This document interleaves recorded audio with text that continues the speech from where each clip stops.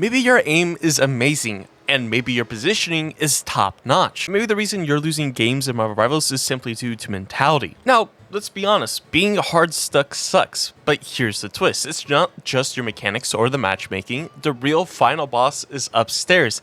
The messy mental traps that makes you tilt queue, rage at your team, or believe your climb is doomed. Now yes, some of my guides or guides in general can teach you tank positioning, DPS off angles, and animation cancels, but none of that matters if tilt shows up at the 7th man on your team. Today I'm breaking down the mental game, what's holding you back from actually climbing in Marvel Rivals, and most importantly, what you can do to finally break free from hard stuck hell. And like always, don't forget to hit that like button, and don't forget to subscribe for new and exciting content each and every other day. We're going for 20,000 subscribers and we're almost to that goal, so let's finish it off with a bang. But regardless, I hope you sit back, relax, and enjoy the show. So what exactly is holding you back? Well, climbing a rank can feel awful at times, let's be honest. The matchmaker is not the best in the world. Some days it feels like you're frying the lobby. Other days you're getting folded so hard you start googling, is Marvel Rivals matchmaking rigged? It's easy to spiral, but the truth is it's not just bad luck. The way you think is honestly sabotaging you. Now, another big hurdle you have to get over is the blame game. Sometimes teammates really are trolling. Maybe you have the insta-lock widow that refuses to actually go for picks. Maybe you have the person that is literally just throwing the match playing AFK. But living in what I like to call it's their fault mode is like playing tug of war with yourself. Even if you are right, blaming others blinds you to your own mistakes. Worse, tilt spreads faster than Scarlet Witch's hexes. You flamed the Spider-Man for inting and now he's tilted too. Congrats, you just made your win rate worse. And I say this time and time again to a lot of the players I coach and just in general, that the only constant you can change in any of your matches is yourself. Now yes, you can influence your teammates to choose or swap to different heroes during the match, but again, the only constant in your match is yourself.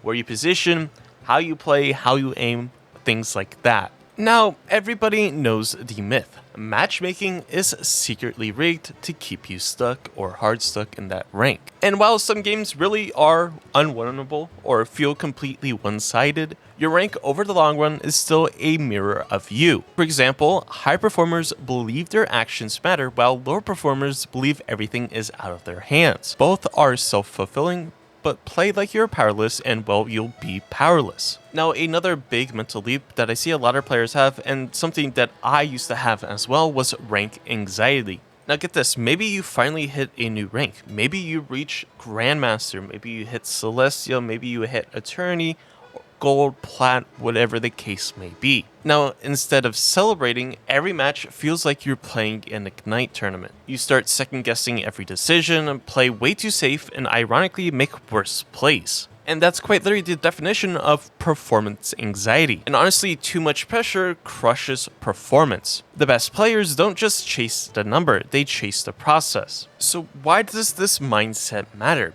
If climbing was just about clicking heads faster, the leaderboard would be stacked with cracked aimers. However, spoiler, it's not. The real separator is honestly mindset, and this isn't motivational fluff. This will actually help you get out of a rut. So you have things like process over results, like sprinters who focus on form instead of medals. The best players focus on decision making and positioning. Now, another way to think about it is probability thinking. Even the best players, whether it's pros or high-ranked players, also lose matches. It's in the nature of the game. You're going to lose a match, so you shouldn't tilt at it. Then you also have a growth versus fixed mindset. Fixed players blame and plateau, while growth players treat every loss as training data. And what I recommend to everybody that I coach in this game is to go back into your replays and go to the time where you died in the replay. After going to the exact point where you died in the match, go ahead and go back 10 more seconds. See what the mistakes are or what you noticed that resulted in your death. Were you positioned in the wrong spot? Did you use your abilities or cooldowns at the wrong time? These are all simple factors that result in you getting eliminated and your team getting snowballed. So with all of that being said, how do you actually shift your mindset?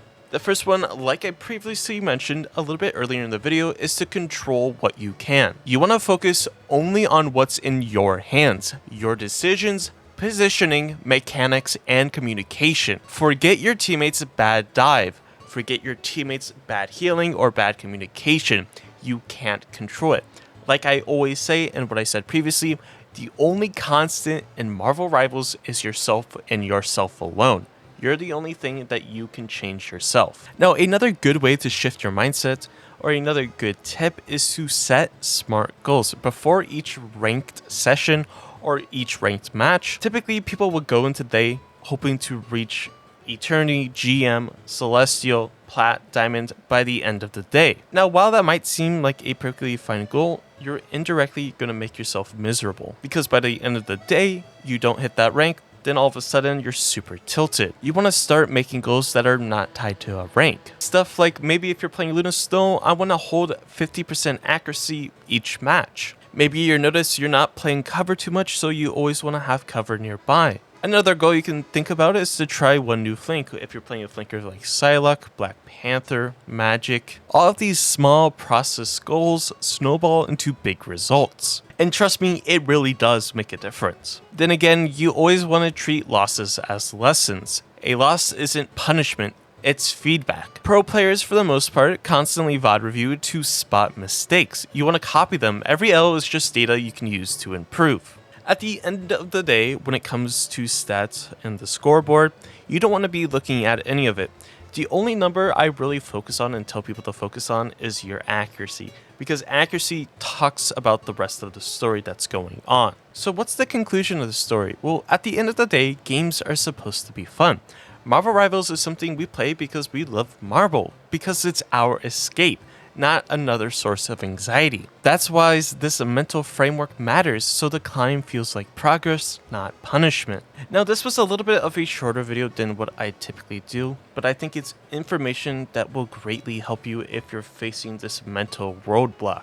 And if this video helped you shift your perspective, drop a comment and let me know below. And if you want your own coaching, or you're looking for some coaching in Marvel Rivals, make sure to check the description to both Gosu Academy or my Metafy, to where you can contact me and get some coaching. And none of these videos could be made without the help of you guys, whether it's voting what type of videos you want to see next on my posts over on YouTube, or just dropping comments of what, other forms of content you want to see as well. I do take all of those into consideration when I do make these types of videos. And if you want to support the channel, make sure to hit that like button on this video, and make sure to subscribe to the channel if you aren't already. And if you want to go one step even further, go ahead and become a YouTube member.